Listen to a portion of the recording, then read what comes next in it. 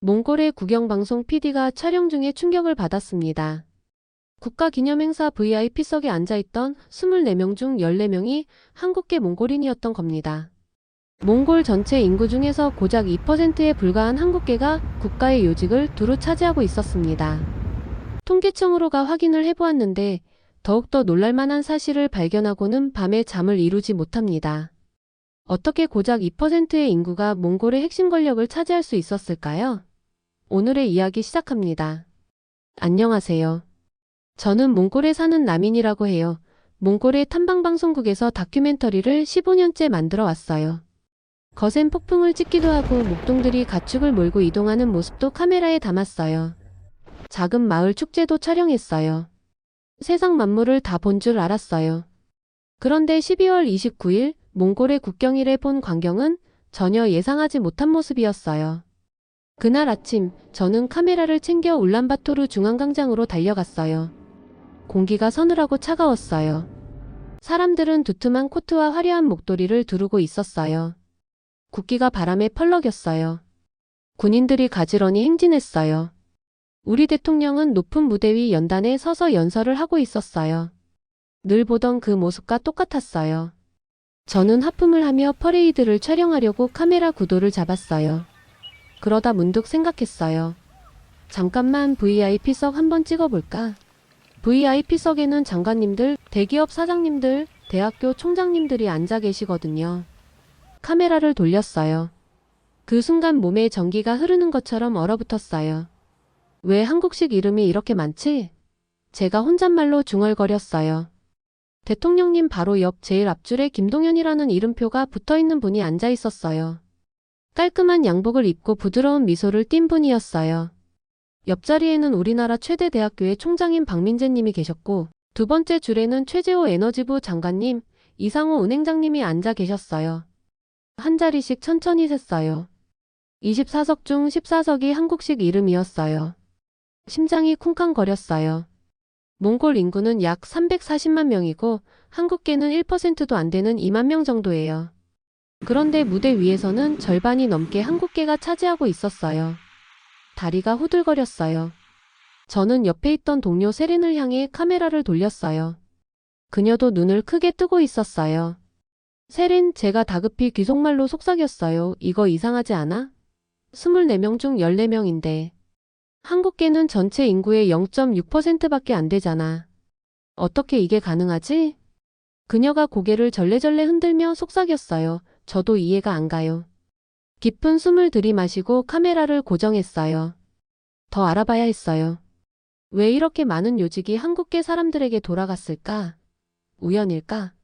특별 비밀 조직일까? 아니면 다른 이유가 있는 걸까? 행사가 끝나자 관객들이 차가운 거리를 가득 메웠어요. 저는 기둥 뒤로 숨은 뒤 휴대폰을 꺼내 오래된 친구 바타르 간볼드를 불렀어요. 바타르는 대통령실에서 일하고 있어요. 믿을 수 있는 친구였어요. 바타르, 오늘 VIP석 봤어? 한국계 이름이 왜 이렇게 많아? 제가 조용히 물었어요. 잠깐 침묵이 흘렀어요. 그러다 바타르가 낮은 목소리로 속삭였어요. 남인, 이거 조용히 해야 해. 우리 아버님 말씀이 세 다리 교량이나 철도 확장 같은 큰 프로젝트들은 김동연 대표님, 박민재 총장님 같은 분들이 있어야만 진행된대. 눈앞이 캄캄해졌어요. 눈에 보이지 않는 권력이라니 번개가 머리를 내리친 듯한 충격이었어요. 보이지 않는 권력이라고 마음속으로 중얼거렸어요. 도대체 그분들은 누구고 어떻게 그런 권력을 얻게 된 걸까? 그날 밤 저는 작은 아파트에서 잠이 안 왔어요. 달빛이 창문으로 들어와 책장 위 사진첩들을 비추고 있었어요. 머릿속이 빙글빙글 돌았어요. 노트북을 켜고 검색창에 몽골 최고 CEO 한국계 몽골 대학교 총장, 한국계 몽골 장관 한국계라고 쳤어요. 하나씩 검색하며 사실을 찾아 헤맸어요. 방안이 점점 더 추워지는 것 같았어요. 이름 리스트, 원형 차트, 막대 그래프가 화면을 가득 채웠어요. 한국계가 이끄는 건설회사, 한국계 스타트업, 한국계 병원, 한국계 연구소 메모장에 숫자를 끄적였어요. 건설 대기업 사장 중 22%, IT 대표 24%, 병원장 21%, 대학교 총장 27%. 이 작은 집단이 어떻게 이 모든 걸 해낼 수 있지? 제가 혼잣말로 궁금해했어요. 우리나라 안에 숨겨진 거대한 엔진을 발견한 기분이었어요. 아주 소수만 아는 엔진을 말이죠. 새벽 3시에 노트북을 닫았어요. 눈이 따가웠어요. 어둠 속에 속삭였어요. 내일 더 깊이 파고들 거야. 그들의 이야기를 찾아낼 거야. 밤은 고요했고 제 숨소리만 들렸어요. 이 조사가 제가 알고 있던 몽골의 모든 것을 바꿔놓을지도 모른다고 느꼈어요. 그리고 이 모든 일은 국경일의 이상한 광경에서 시작됐어요. 다음 날 아침 머리가 띵할 정도로 복잡했어요. VIP석에 한국 이름이 가득한 모습이 계속 떠올라서 도무지 잊히지 않았어요. 이 미스터리를 풀려면 확실한 증거가 필요했어요. 그래서 코트와 카메라 가방, 수첩을 챙겨 들고 울란바토르에 있는 통계청으로 향했어요. 건물은 높게 솟아 있었고 차가운 아침 햇살에 창문이 반짝였어요. 무거운 유리문을 밀고 들어가자 따뜻한 공기가 확 느껴졌어요. 안내 데스크에는 친절한 직원분이 앉아 계셨는데 저는 명함을 꺼내 보여주며 인사를 했어요. 안녕하세요. 저는 몽골 탐방방송국의 남인 베치르예요. 인구와 경제 동향 최신 자료를 보고 싶어요. 그분은 웃으며 긴 복도를 안내해 주셨는데 벽마다 연령별 인구, 도시와 농촌 비교 같은 알록달록한 그래프들이 가득 걸려 있었어요. 마치 거대한 인포그래픽 안을 걷는 기분이었어요. 복도 끝에 이르러 저는 누르타이 국장을 만났어요. 깔끔한 양복 차림의 표정이 진지한 분이었는데 손을 힘주어 맞잡았어요. 남인 씨, 어서 오세요. 몽골 내 소수민족 관련 질문이 있다고 들었어요? 네, 제가 수첩을 꺼내며 대답했어요. 한국계 분들이 요직을 많이 차지하더라고요. 공식 통계를 보여줄 수 있을까요? 그분은 두툼한 바인더들이 쌓인 나무 책상을 손짓하며 안내해 주셨어요. 여기 보세요. 제가 첫 번째 바인더를 펼쳐보니 민족별 인구 구성이라는 원형 차트가 나왔어요. 아주 작게 0.6%만 한국계로 표시되어 있었어요. 나머지 큰 부분은 몽골인과 카자흐, 투바인 등으로 색깔이 다르게 나뉘어 있었어요. 저는 고개를 더 가까이 기울이며 말했어요. 그러면 한국계는 우리 국민의 1%도 안 되는 거예요? 맞아요, 국장님이 답했어요. 약 340만 명 중 2만 명 정도예요. 그런데 경제 기여도는 의외로 커요. 국장님이 다음 페이지를 넘기자 이번에는 GDP 기여도에 관한 막대 그래프가 떴어요. 한국계 쪽 수치가 17%나 되었어요. 인구 비율에 비해 엄청난 숫자였어요. 저는 눈이 커지며 수첩에 휘갈겨 적었어요. 이 작은 집단이 어떻게 이렇게 큰 가치를 만들어낼까요? 제가 소리내어 물었어요. 국장님은 어깨를 으쓱했어요. 우리도 정확한 이유는 잘 몰라요. 다만 이 수치들은 실제 경제 활동을 보여주는 거예요. 한국계가 운영하는 기업, 한국계 공장, 기술 분야 회사 등이 실질적으로 기여한 결과죠. 저는 분야별 통계를 더 보고 싶다고 했어요. 국장님은 또 다른 바인더를 내주셨는데 표와 그래프가 알록달록하게 정리되어 있었어요. 건설업 대형 프로젝트의 22%를 한국계 기업이 담당. 기술업 등록된 IT 기업 중 24%가 한국계 창업자. 의료업 민간 병원장 중 21%가 한국계. 교육 분야 대학교 총장 중 27%가 한국계. 금융업 은행 임원 중 19%가 한국계. 각 통계를 볼 때마다 찬물에 확 끼는 기분이었어요. 건설 현장의 분비는 크레인줄, 서버가 윙윙거리는 컴퓨터실, 환자들이 평온하게 거닐던 병원 복도. 이런 중요한 공간들에 한국인들이 큰 흔적을 남기고 있다는 사실이 새롭게 다가왔어요. 페이지를 넘기다 보니 또 하나의 차트가 눈에 띄었어요. 민족별 평균 소득을 보여주는 그래프였는데 한국계 소득이 전국 평균의 거의 4배에 달했어요. 눈을 감고 상상해 보니 주변 집들을 내려다보는 거대한 돈 더미 타워를 보는 듯 했어요. 저는 국장님을 다시 바라보며 물었어요. 이런 현상을 설명하는 연구는 있나요? 국장님은 고개를 저으며 대답하셨어요. 여러 학자들이 이론을 내놨지만 확실히 결론 내린 사람은 없어요. 강한 가족 네트워크, 교육에 대한 열정, 끈끈한 공동체 의식 등이 거론되지만 딱 하나로 설명되진 않아요. 저는 흥분과 긴장감이 뒤섞인 기분이었어요. 이 숫자들은 통계상 불가능해 보이지만 분명 공식 문서에 기록된 현실이었어요. 이 이야기를 널리 알리고 싶었지만 먼저 더 깊이 이해해야 했어요. 국장님께 감사 인사를 전하고 자료를 챙겼어요. 건물을 나오자 차가운 공기가 얼굴을 때렸어요.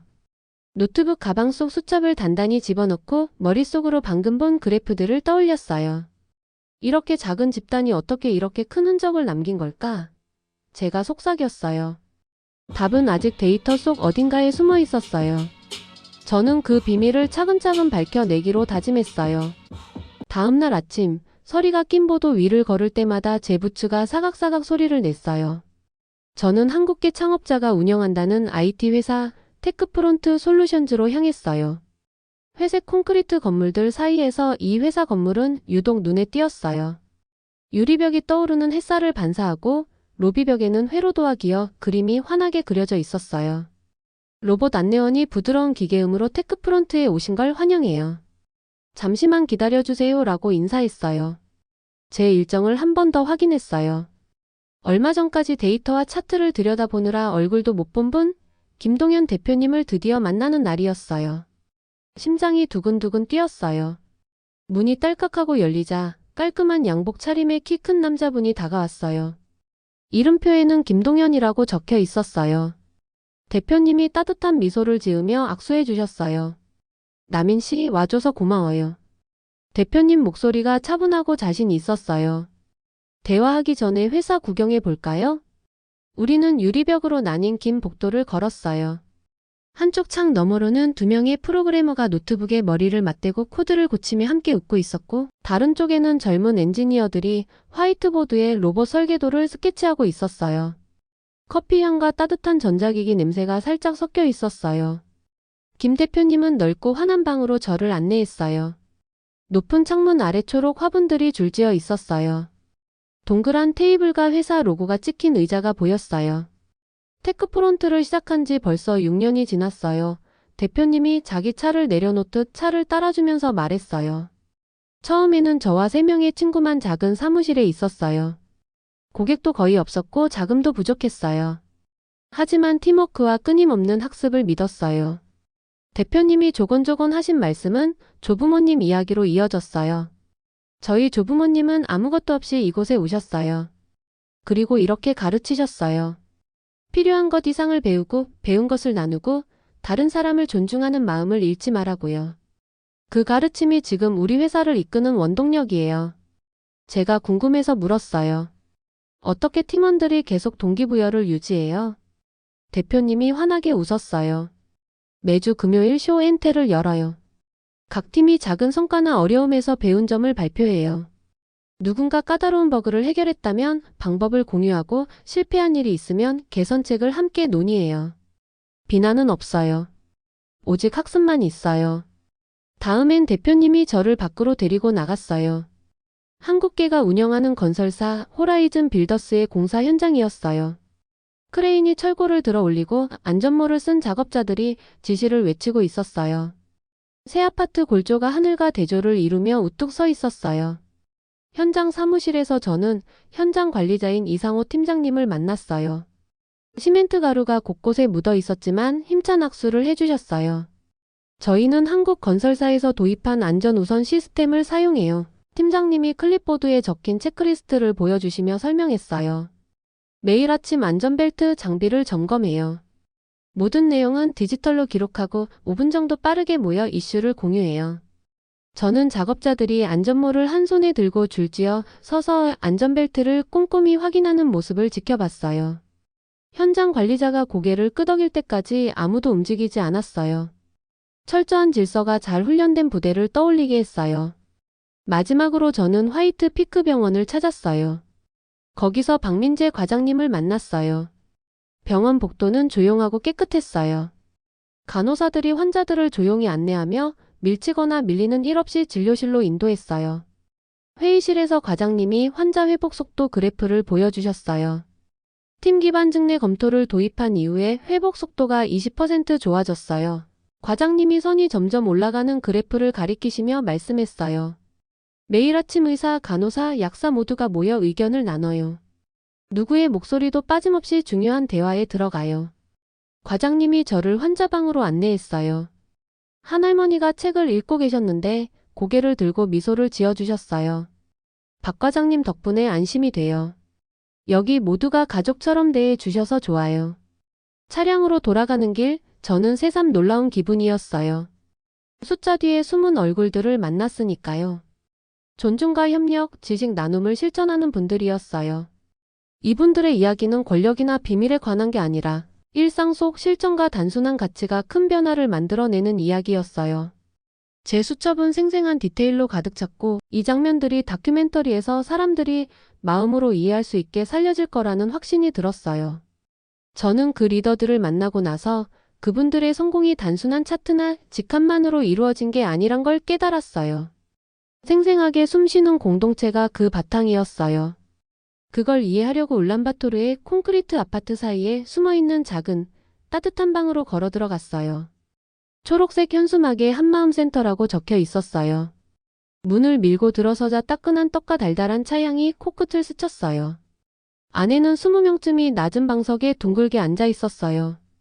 아이들은 둘레를 빙글빙글 뛰어다녔고 할머니 할아버지들은 알록달록한 목도리를 뜨개질하며 조용히 이야기를 나누고 있었어요.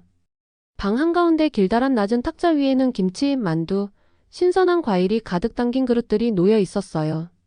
저는 차분한 목소리의 20대 여성이셨던 이 선생님 옆에 앉았어요. 그때 박 씨라는 젊은 남자가 일어나셨는데 노트북 같은 수첩을 들고 있었어요. 저희 공장에 지난달 불이 났어요 라고 말씀하시는데 목소리가 떨렸어요. 어디서 재건할 자금을 구할지 모르겠어요. 김 씨라는 분이 일어나 노트에 숫자를 적었어요. 200만 투그리길 빌려줄 수 있어요 라고 했어요. 최 씨라는 또 다른 분이 덧붙였어요. 그리고 건설팀을 연결해 줄 수 있어요. 그 원 안에서는 아무도 혼자가 아니었어요. 서로 먹을 것 나누고 이야기 나누고 함께 계획했어요. 다음에는 밝은 교실에 들어갔어요. 아이들이 한국 노래와 이야기를 배우고 있었어요. 벽에는 형형색색의 한글 포스터들이 붙어 있었어요. 12살 베트 에르데니 앞에 서서 할머니가 가르쳐 주신 한국 민요를 부르고 있었어요. 친구들은 박수를 치며 웃었어요. 하나하나를 정확하게 짚어 부르는 모습이 인상적이었어요. 그날 오후 새 집을 방문했어요. 각 집 거실 선반에는 작은 태극기가 놓여 있었어요. 그 옆에는 가족 사진이 있었어요. 조씨 아주머니께 여쭤봤어요. 이 깃발을 왜 두시는 거예요? 아주머니가 웃으며 낡은 레이스 식탁보를 쓰다듬으셨어요. 아버지가 처음 오실 때 이 깃발을 가져오셨어요. 우리가 어디서 왔는지 어디로 가야 할지를 상기하라고 하셨어요. 10살 난 딸 나라가 한복 차림의 할아버지 흑백 사진을 보여주었어요. 할아버지가 열심히 공부해야 한다. 지식은 보물이니 잊으면 안 된다고 하셨어요. 나라 눈이 반짝였어요. 집으로 돌아가는 길에 저는 오늘 본 모습들을 떠올렸어요. 이웃들이 서로를 일으켜 세우고 아이들이 두 언어로 자랑스럽게 노래하고 가족들이 깃발과 사진으로 기억을 기리고 세대를 잇는 웃음소리. 이 모든 게 제가 만난 리더들의 숨은 엔진이었어요. 그리고 이 따스함을 다큐멘터리에 담아야겠다고 다짐했어요. 모두가 그 온기를 느낄 수 있게요. 몇 주 동안 저는 촬영한 영상 편집에 매달렸어요. 작은 원룸에는 전선 하드디스크 포스트잇이 가득했어요. 매일 밤 인터뷰 장면과 공동체 모임, 일터 풍경을 몇 시간씩 돌려보았어요. 장면을 자르고 음악을 입히고 클립을 강물처럼 자연스럽게 흐르도록 배열했어요. 발견해서 자료, 얼굴에서 공동체로 이어지는 이야기였어요. 드디어 그날이 왔어요. 몽골 탐방방송국에서 다큐멘터리 첫 방송을 하는 날이었어요. 스튜디오 조명이 환하게 빛나고 제어실은 분주했어요. 프로듀서들이 카메라와 음향, 모니터 타이머를 확인했어요. 진행자가 실시간 방송으로 저를 소개했어요. 카메라를 향해 걸어가자 얼굴이 화끈 달아올랐어요. 다큐멘터리가 전개되면서 시청자들은 숫자와 리더뿐 아니라 바쁜 점심시장, 노래하는 아이들, 이웃 돕는 모습, 평온한 병원 회복실을 보았어요. 엔지니어들이 어려운 문제를 풀고 하이파이브 할 때 음악이 웅장하게 흐르며 감동을 더했어요. 제 내레이션은 간단했어요. 서로 믿고 지식을 나누며 뿌리를 기억하는 사람들은 비록 소수일지라도 산도 옮길 수 있어요. 마지막 장면에서는 가족들이 해질녘 등불을 밝히는 모습이 나왔어요. 별들 사이로 꿈을 실어보내는 장면이었어요. 엔딩 크레딧이 올라가자 스튜디오 조명이 밝혀졌어요. 프로듀서들은 미소 지으며 박수를 보냈어요. 안도감과 자부심이 밀려왔어요. 그날 저녁 소셜미디어에 메시지가 쏟아졌어요. 다르칸의 한 고등학교에서 학생들에게 다큐멘터리를 보여주고 싶어요 하고 연락이 왔어요. 고비 사막의 한 유목민 가족은 우리 게르에서도 이야기와 연결된 기분이 들어요라고 문자를 보내주었어요. 시골 학교의 젊은 교사분은 이렇게 적어주셨어요. 보고 나서 제 학생들에게 서로 수학과 읽기를 가르치는 동아리를 만들라고 권했어요. 지금은 지식을 나누는 걸 정말 즐기고 있어요. 귀가길에 투울강 위로 비치는 도시 불빛들을 바라봤어요. 보이지 않는 힘, 곧 공유된 문화와 협력, 따뜻한 마음들이 만들어내는 강력함을 생각했어요. 이 이야기를 전하는 게 끝이 아니라 시작임을 알았어요. 이제 사람들은 작은 개인들이 함께 모이면 어떤 일이 일어나는지 보게 될 거예요. 집에 도착해 창턱에 작은 등불 하나를 놓았어요. 그 위에 소원을 적었어요. 진짜 힘은 함께 배움 친절에 있다는 걸 모두 기억하길 바라요. 눈을 감고 시청자 모두가 마음속에 그 등불을 품고 있는 모습을 떠올렸어요. 그리고 확신했어요. 제가 전한 이야기가 내일을 밝혀줄 거라는 걸요. 이렇게 해서 한몽골 PD의 이야기를 들어보았습니다. 자랑스러운 우리 한국의 이야기가 널리 퍼지기를 바랍니다. 좋아요와 구독 눌러주시면 더욱더 좋은 이야기로 보답하겠습니다. 감사합니다.